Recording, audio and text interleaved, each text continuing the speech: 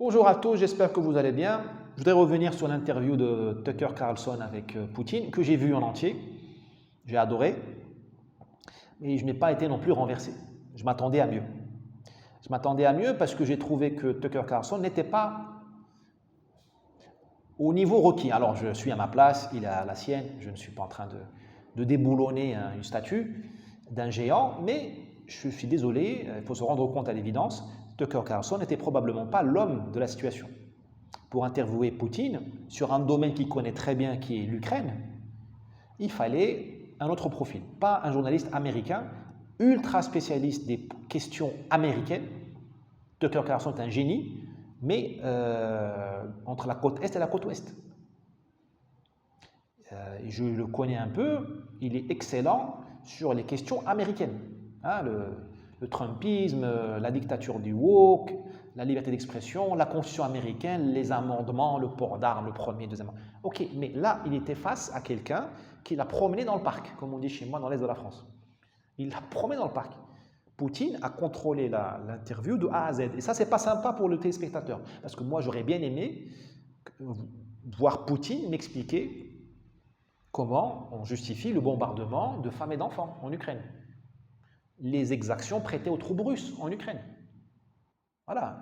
Est-ce que c'est des dommages collatéraux? Est-ce qu'il fallait passer par là? Est-ce qu'il les reconnaît? Est-ce qu'il les condamne? Est-ce qu'ils n'ont pas eu lieu? J'aurais bien aimé voir Poutine m'expliquer qu'il ne va jamais rendre la Crimée. Poutine n'a jamais été mis en difficulté. J'aurais bien voulu voir Poutine m'expliquer pourquoi il est au pouvoir depuis 25 ans. Pourquoi les opposants russes sont empoisonnés? Pourquoi on envoie des gens encore en Sibérie?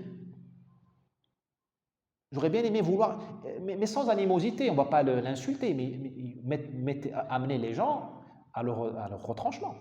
Poutine a navigué tranquillement, il a mené Tucker Carlson de A à Z, là où il voulait. Il n'empêche, c'était une très bonne interview, parce que nous avons eu un cours d'histoire sur l'histoire de la Russie, comme quoi le malheur n'est pas certain. Hein, ce n'est pas parce que nos chefs à nous sont des incultes ou des semi-éduqués qu'il n'y a plus de leader éduqué dans ce monde. Poutine connaît l'histoire de son pays. C'est dommage que Tucker Carlson n'a pas pu lui répondre. Le défi est là-dedans, le mettre en difficulté. Parce que pendant une demi-heure, la première demi-heure, on est remonté à Pierre le Grand, je ne sais pas quoi, 862, les Pays-Bas, l'Union lettonne, lituanienne et polonaise. Enfin, c'est magnifique. Mais c'était un seul récit, un seul narratif, comme on dit. Il a manqué du répondant. Parce que l'histoire, comme toute chose chez les humains, il y a toujours deux perspectives, au moins. On est arrivé à un moment où, enfin, Poutine ne nous a pas expliqué le futur qu'il voit à l'Ukraine. C'est-à-dire qu'il n'a pas dit, à moins que j'ai mal compris, il n'a pas donné de limite, de frontière à son appétit. Parce que c'est resté dans la confusion. Il y a l'ouest de l'Ukraine qui appartiendrait historiquement à la Pologne, à l'Autriche, à la Roumanie, à la Hongrie. Il y a l'est qui est plutôt russe. Mais est-ce que M. Poutine va aller chercher l'est de l'Ukraine en entier, c'est-à-dire extrapoler le Donbass et le Lugansk, je ne sais plus quoi? Mais est-ce que je ne suis pas un spécialiste de ces thèmes, hein, je reconnais mes limites, ou est-ce qu'il va juste congeler les frontières actuelles, consolider ses gains territoriaux et arrêter la guerre? Ça, on ne sait pas. On ne sait pas. Bon, j'ai l'impression que Tucker Carlson s'est contenté d'être un occidental. C'est-à-dire, puisque je suis américain, je vais pouvoir m'en sortir. Hein. C'est la confiance en soi. Bah, c'est un peu le syndrome de l'occidental. Hein. Tu me mets n'importe où, je m'en sors. Bah non, là, il est tombé sur Poutine. Et Poutine, derrière Poutine, c'est l'archétype du non-occidental. Alors, ce n'est pas un Pakistanais non plus, ce n'est pas un Chinois, Poutine. Ça reste un chrétien blanc. J'ai cru lire, hein, c'est très subjectif ce que je dis là, j'ai cru lire là-dedans vraiment l'altérité, c'est-à-dire que à force de vivre entre nous, hein, entre Paris, Bruxelles, New York, à force de vivre entre nous, de nous chamailler entre nous, nous avons oublié qu'il y a des gens excellents ailleurs. Excellents ailleurs. Je ne dis pas qu'ils ont raison, moi je ne dis pas que Poutine a raison. Je dis juste qu'il est excellent. Je demande juste que nous ayons le niveau requis pour discuter avec ces gens-là, voire les affronter si on se fâche. Très bien. Voilà ce que je voulais vous dire en grosso modo sur cette interview. Ah oui, j'allais oublier. Il y a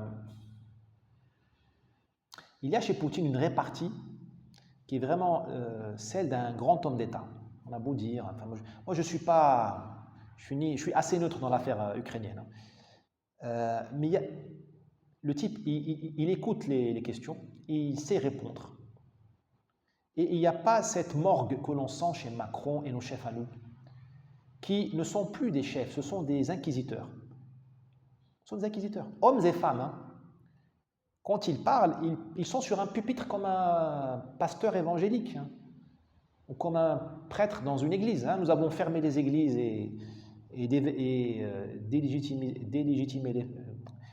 décrédibiliser les prêtres parce que nous avons dit que tous sont pédophiles, hein, c'est le message officiel. Hein. Dès qu'on te dit église catholique, on te dit pédophilie.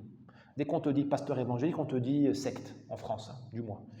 Donc nous avons fermé les églises pour avoir des prêtres comme président et ministre. Tu vois parler Véran, tout ça, Attal. Tu as le syndrome du premier de la classe, doublé d'un commissaire politique. Ça assèche la pensée. Je ne dis pas que Poutine est un saint, je dis tout simplement que nous n'avons pas le niveau.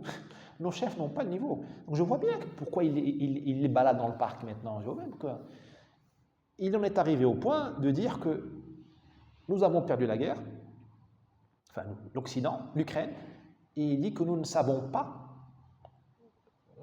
comment faire pour le reconnaître sans perdre la face. Et il dit, je vais vous laisser le temps de réfléchir à une solution.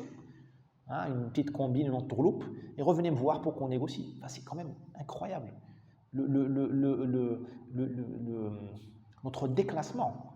Et encore une fois, je répète, la Russie n'est pas l'Occident. C'est un pays pauvre comparé à l'Occident. La Russie, c'est un pays, c'est une grande nation scientifique, militaire, industrielle. Oui, pas tant que ça quand même. C'est un pays qui est fragile, qui ne fait pas d'enfants. C'est un pays qui est sous-peuplé. C'est un pays où il y a des grands problèmes de gouvernance, de corruption. Mais il est dirigé par des gens qui sont supérieurs à notre classe politique. C'est une alerte. Je ne parle même pas de Biden, ses problèmes cognitifs. Je parle de nos chefs à nous. Je veux dire, il n'y a pas beaucoup de chefs d'État au monde capables de donner une interview comme celle qu'a donnée Poutine. Et moi, je vais conclure par une entourloupe. Une anecdote, quand j'étais au lycée, on nous apprenait à conclure les dissertations par des ouvertures, hein, ouvrir sur un autre thème. J'ai écouté récemment l'interview du président, du président du Burkina Faso, arrivé au pouvoir par coup d'État, je ne sais plus comment il s'appelle, je m'excuse, Ibrahima, quelque chose, je m'excuse, qu'il m'excuse.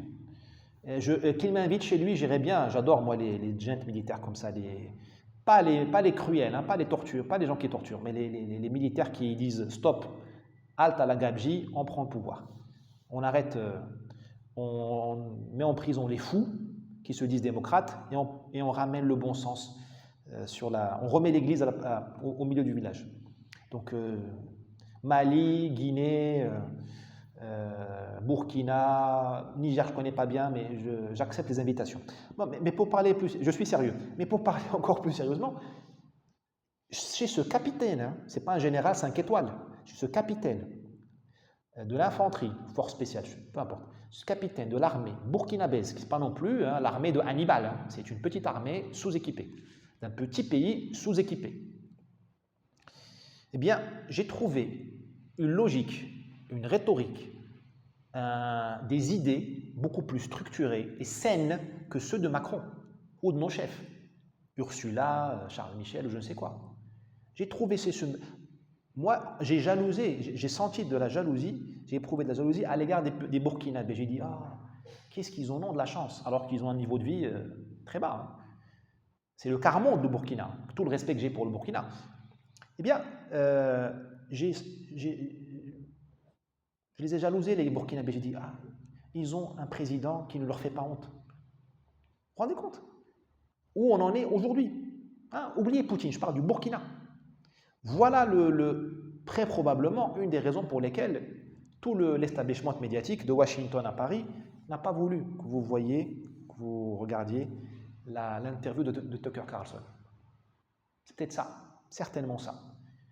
Nous sommes gouvernés par les derniers de la classe. Et les derniers de la classe, ils ont malheureusement le bâton ou le taser. À nous de leur enlever. Mais là, c'est une autre histoire.